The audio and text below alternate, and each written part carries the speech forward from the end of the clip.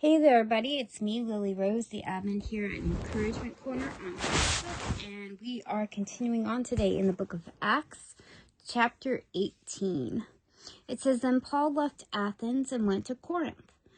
There he became acquainted with a Jew named Aquila, born in Pontus, who had recently arrived from Italy with his wife, Priscilla. They had left Italy when Claudius Caesar deported all Jews from Rome. Paul lived and worked with them, for they were tent makers, just as he was.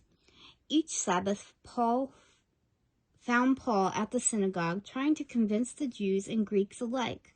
And after Silas and Timothy came down from Macedonia, Paul spent all his time preaching the word. He testified to Jews that Jesus was the Messiah. But when they opposed and insulted him, Paul shook the dust from his clothes and said, Your blood is upon your own heads. I'm innocent. From now on, I will go preach to the Gentiles. Then he left and went to the home of Titus Justus, a Gentile who worshipped God and lived next door to the synagogue.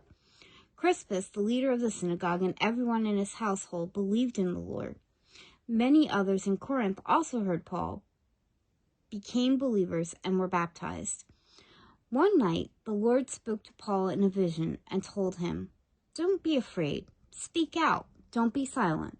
For I am with you, and no one will attack and harm you, for many people in this city belong to me. So Paul stayed there for the next year and a half, teaching the word of God. But when Gallio became governor of Achaia, some Jews rose up together against Paul and brought him out before the governor for judgment. They accused Paul for persuading people to worship God in ways that were contrary to our law. But just as Paul started to make his defense, Gallio turned to Paul's accusers and said, Listen, you Jews, if this were a case involving some wrongdoing or a serious crime, I would have a reason to accept your case. But since it's merely a question of words and names and your Jewish law, take care of it yourself. I refuse to judge in such matters. And he threw them out of the courtroom. The crowd then grabbed Sothius, the leader of the synagogue, and beat him right there in the courtroom.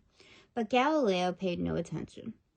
Paul stayed in Corinth for some time after that, and then said goodbye to the brothers and sisters, and went to nearby Chetria.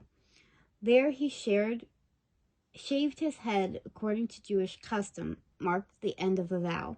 Then he set sail for Syria, taking Priscilla and Aquila with him. They stopped first at the port of Ephesus, where Paul left the others behind. While he was there, he went to the synagogue to reason with the Jews. They asked him to stay longer, but he declined. As he left, however, he said, I will come back later, God willing. Then he set sail for Ephesus. The next stop was at the port of Caesarea. From there, he went up and visited the church at Jerusalem, and went back to Antioch. After spending some time in Antioch, Paul went back through Galatia and Perga, visiting and strengthening all the believers. Meanwhile, a Jew named Apollos, an eloquent speaker who knew the scriptures well, had arrived in Ephesus from Alexandria in Egypt. He had been taught the way of the Lord, and he taught others about Jesus with an enthusiastic spirit and with accuracy. However, he knew only about John's baptism. When Priscilla and Aquila heard him preaching boldly in the synagogue, they took him aside and explained the way of God more accurately.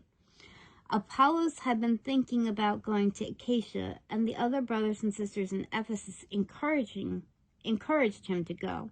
They wrote to the believers in Achaia, and the brothers asking them to welcome him.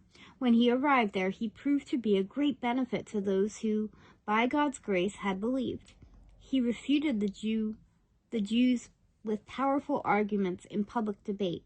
Using the scriptures, he explained to them that Jesus was the Messiah.